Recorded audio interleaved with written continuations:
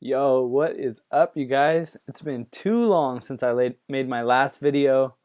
I know I said I was going to make a bunch of videos while I was in Thailand, but to be honest, I just got lazy when I was there. I was hanging out with people and working on my business most of the time, and my day-to-day life was pretty boring, to be honest. It was a lot of working, going to the gym, a bunch of routine stuff like that, but since I haven't made any videos, I thought I'd catch people up. A lot of people have been asking, what I've been doing, what I've been up to lately. So I figured I'd make a quick video on just recapping everything I did in the last 7 or 8 months, I think it is. So um, I wrote a little article on it on my website if you guys want to go ahead and read the full thing. But I'm basically just going to summarize and recap.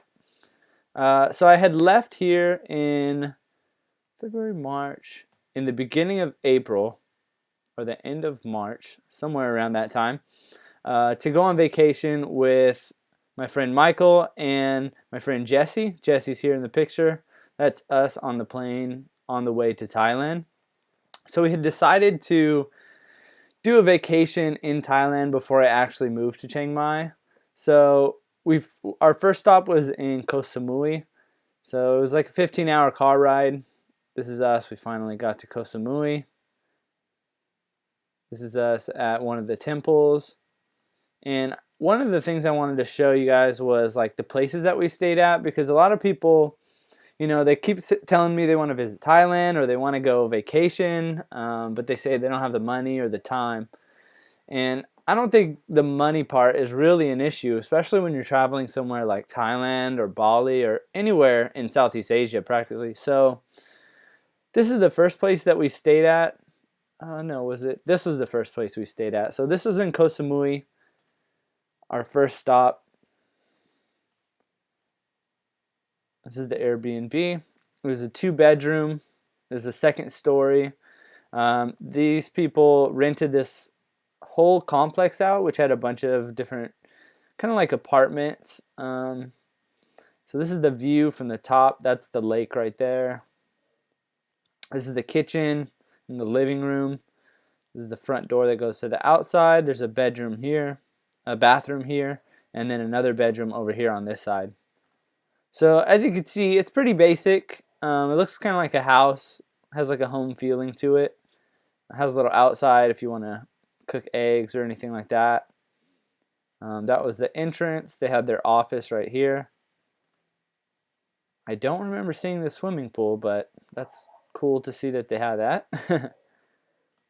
It is safe, but yeah, this place was honestly pretty expensive. We looked at a couple of other places that were in the area, but just the size of this place and how clean it looked and the ratings, this looked like the best choice for us. I mean, it was only 28 bucks, so we're only paying like $22 each per night, which is not bad, but definitely could have been a lot cheaper. So we spent, I think, about 5 days in this area. We mainly kind of just walked around and checked everything out. We went out at night. Didn't really go to any beaches or anything here. The rest of our vacation, we had a lot of beach stuff planned. So here we were kind of just riding the motorbikes and just exploring the area. I wanted to bring it up on the map here to kind of show you guys where Koh Samui is in relation to everything else in Thailand. So here's Thailand here, and as you can see, Koh Samui is down here in like the southern part of Thailand. And let's zoom in here a little more. So Koh Samui is like the biggest island of these main 3 islands here. So you've got Koh Samui here, Koh Phangan, I think that's how you say it here, and then you have Koh Tao here. So our first stop, like I said, was the Koh Samui here, and then our second stop was to the small island Koh Tao. So a lot of people go to Koh Tao for snorkeling and mainly just snorkeling, honestly. Drinking. There was a pub crawl going on when we were there last time, so that was kind of cool. Here's the place that we stayed in. This was a 1 bedroom. We had this couch here, pulls out into a big bed, and then there's 1 bedroom here. This is like overlooking the mountains in Koh Tao. It's like the living room.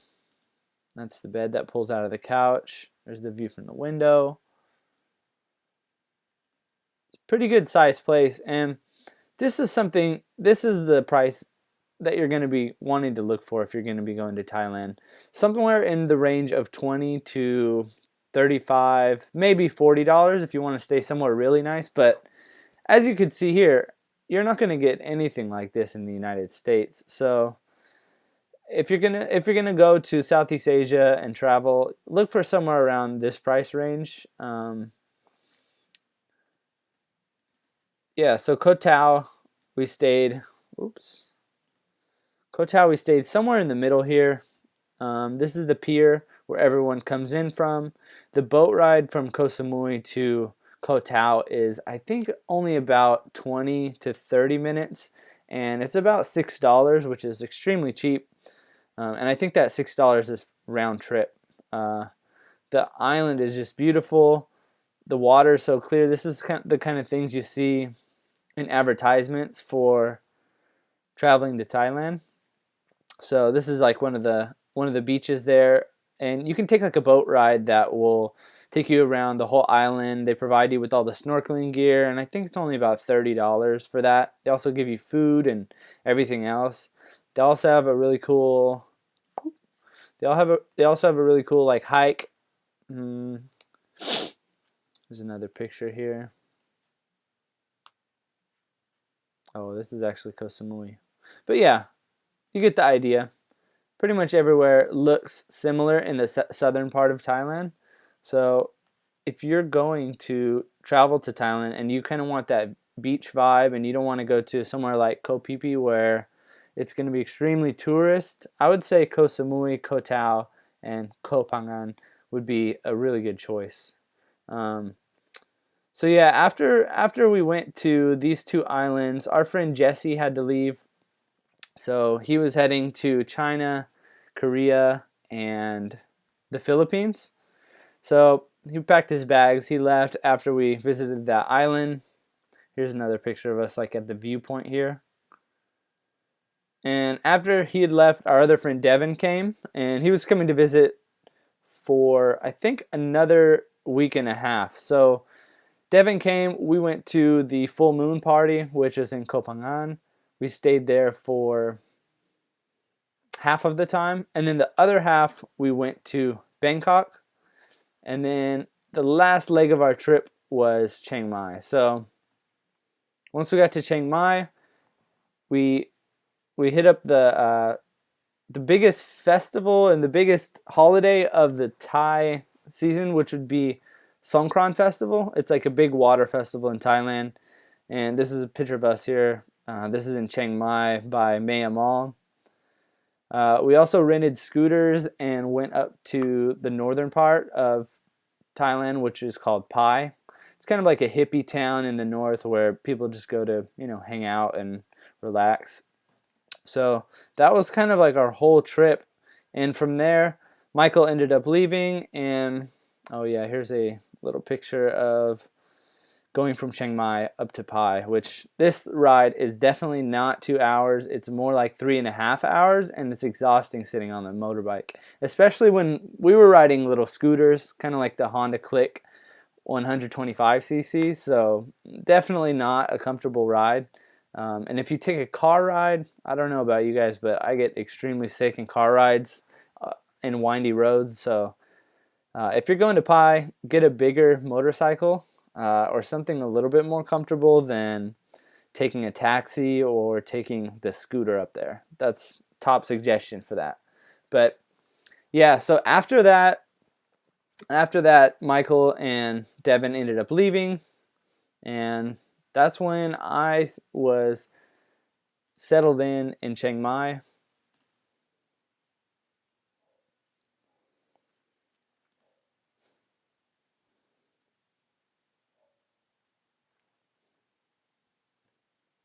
So finally I had arrived in Chiang Mai, and everyone was gone, so I figured, hey, it's time to get to work now. It was a fun vacation. I definitely overspent. I'm gonna have like a little breakdown of how much I spent overall in Thailand. I'll make another video of that here soon. Um, but yeah, I definitely overspent on the vacation. We had a good time, so it was definitely worth it. But I was supposed to save some of that money for my time in Thailand because I had moved there with basically 3 months worth of savings, and I figured I'm gonna get a 6-month visa, and hopefully by the 3rd month I'll save up enough for the 4th, 5th, and the 6th month, which necessarily didn't end up happening, but I'll tell you guys what happened with that later. So once I got to Chiang Mai, my original plan was to go to Pun Space, which is a co-working space in Thailand, in Chiang Mai. But because I had overspent on my vacation, I figured, you know what, I'm going to go somewhere where it's a little bit cheaper. So Pun Space was $90 a month, and there was a place called Camp, which is also a co-working space in the mall. There's a picture of it you can see here. And this is a free co-working space. So the only thing you really need is to buy a coffee, and they'll give you access to the Wi-Fi. Or if you're an AIS member, which is basically like their big telecom, like we would have Verizon or AT&T in the US.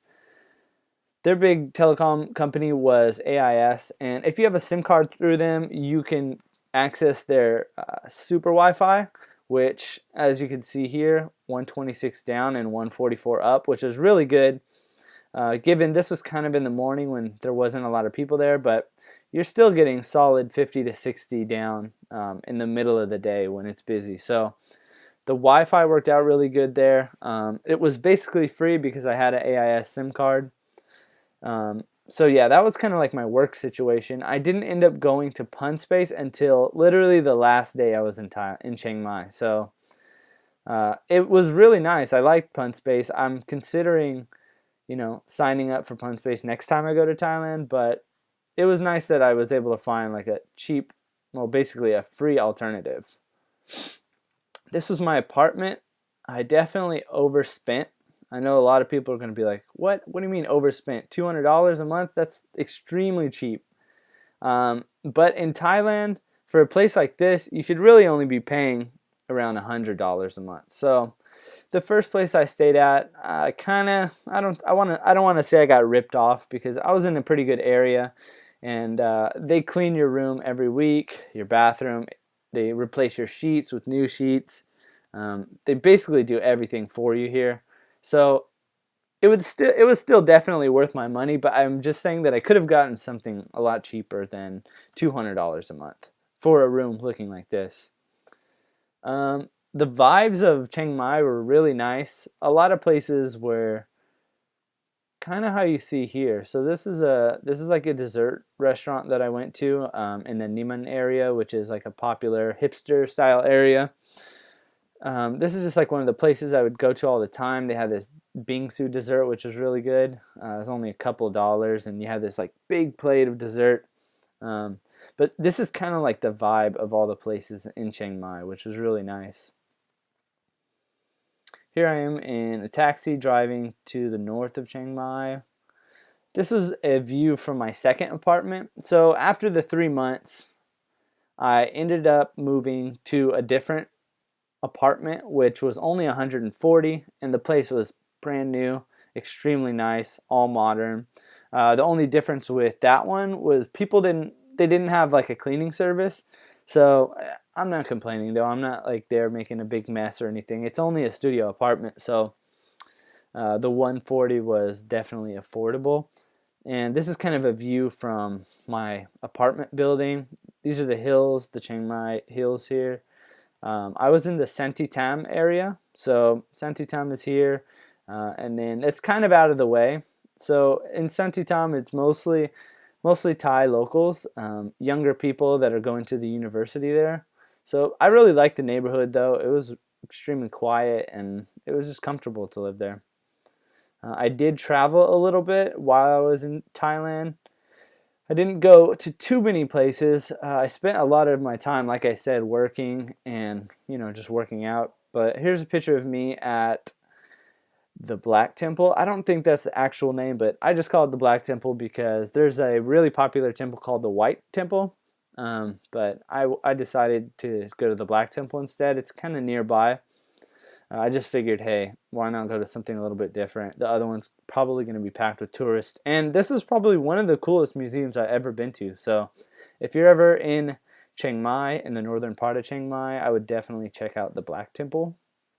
Here's me. I dyed my hair blonde after a couple months. I just got bored and I just decided I'll bleach my hair. Um, Here's me eating papaya salad. This is my papaya salad, and it was extremely spicy. And this is my friend's papaya salad, and you can just imagine how spicy this was compared to mine. I was dying. I couldn't even finish my plate. So just yeah, look at this. This is how much Thai people love spicy food. Uh, Here's me hiking at Doi Suthep. So the mountains that I showed you earlier outside of my window, this is kind of like one of the hiking paths that goes to the top to one of the temples there. Here's me on the last day at Fun Space, looking awkward because I was embarrassed that that's the only day I went to Fun Space. Here's the second gym I went to. So in a lot of the pictures you see me wearing the Go Gym shirt. That was like the main gym that I would go to. But after a couple of months, they built this new gym here called Hug Gym. I don't know what's up with the name, but it was a really nice gym. As you can see here, it's all brand new. They have like a boxing ring, Muay Thai boxing area over here. They have all your weights and everything here, a ping pong table. Inside of here is a coffee shop. And then on the back wall here, they have a huge screen where sometimes they'll play like movies or music videos. And I think in this room, I think the owners, they mine Bitcoin, which is pretty badass. There's just a lot of fans and big servers and stuff in there, so I'm guessing that's kind of like what they do. I went and traveled to Krabi, which is in the south, kind of near where Koh Samui is. But yeah, this is kind of like the canal. I think they shot one of the James Bond movies around this area, so it was pretty cool being able to like travel around. A lot of the flights were only about, I would say like 40 to 80 or $100 for like round trip flights all throughout Thailand, which is amazing. So it was nice being able to just travel, and then I could just connect to the internet wherever I was at. And yeah, I had a really good time in Chiang Mai. I'm going to be going back here. I just decided 2 weeks ago that I'm going back in January. Today is December 2nd. So I've got about 6 weeks left. I'm here in the Bay Area, just staying at my parents' house now for the time being because I couldn't decide if I wanted to stay here in the US or go back to Thailand, and I decided I'm going to spend a little bit more time in Thailand just so I can like save up and invest in some other businesses that I want to get started in. So yeah, January, I believe it's January 9th, I leave here and I'll arrive in Chiang Mai January 10th. And I'm going to be kind of upgrading my apartment situation. So I stayed in studio apartments, and I'm going to try to get a 1-bedroom just because they come with like a kitchen and a washer unit. So it'll make things easier and I can kind of cook at home. While I was there, I pretty much ate out every single meal for the last like 6 or 7 months, which was pretty crazy. But I was kind of like used to it. You know, I would do that here in the US a lot of the time, but everything's so cheap there, and they have food that's open until really late at night. So you never have a problem with getting food. But this time around, I do want to kind of just cook and make it a little bit simpler for my living situation. But yeah, that's everything that I've been up to. Oh yeah, one other thing. I'm going to be heading to the Chiang Mai Nomad Summit, which also is in January. I think it's January 20th or 21st. That's going to be hosted by Johnny FD, and it's basically a bunch of digital nomads or internet entrepreneurs that like to travel. They're going to have some people speaking. It's really just a big networking event to go to. So that's my plans for the next 6 weeks or so. I don't know about what I'm going to do after that, but that's kind of just my plan. I just wanted to update you guys on what I've been up to, what I've been doing. I'll be putting out some more videos Not as long as this one. This one, I promise, as long as it's going to be. So I'll see you guys in the next one. Peace.